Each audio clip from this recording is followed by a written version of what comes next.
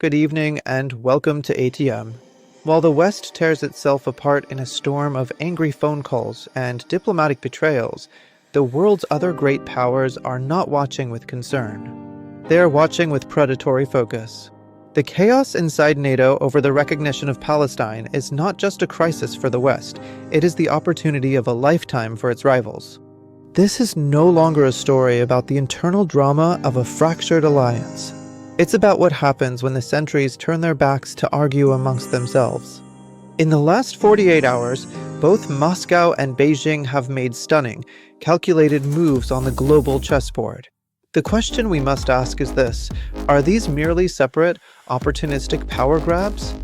Or are we witnessing a coordinated, strategic assault on Western dominance, executed with ruthless precision while the guard is down? Let's begin in Moscow. With Washington and Berlin now at diplomatic odds over the Palestine issue, Russia's energy giant, Gazprom, has made an audacious move. According to a report in the Financial Times this morning, Gazprom has sent a surprise proposal to the industrial powerhouses of Germany and France, a new pan-European energy security pact. The deal offers long-term, heavily discounted gas contracts, bypassing political middlemen. It's a brilliant, cynical masterstroke of divide and conquer. Russia is tempting Europe's economic core with the one thing it desperately needs, cheap energy, at the precise moment its political relationship with its American security guarantor is at an all-time low. It's a direct challenge, forcing a choice between transatlantic loyalty and economic survival. This move highlights the strategic vulnerabilities within the Western alliance. While Russia uses a hammer, China uses a surgeon's scalpel. Beijing has watched the West fracture over the Middle East and has played its hand perfectly. Yesterday, China's foreign minister, speaking at the close of the UN General Assembly, announced a major Middle East peace and development initiative. And here is the masterstroke. He formally invited all parties, Israel, the newly recognized state of Palestine, the Arab League, and the key European nations to a peace summit in Shanghai. In one move, China has positioned itself as the new, neutral peace broker, completely sidelining the United States from its historic role. By welcoming the very European nations Washington is condemning, Beijing is not just mediating, it is actively exploiting the rift in the Western alliance.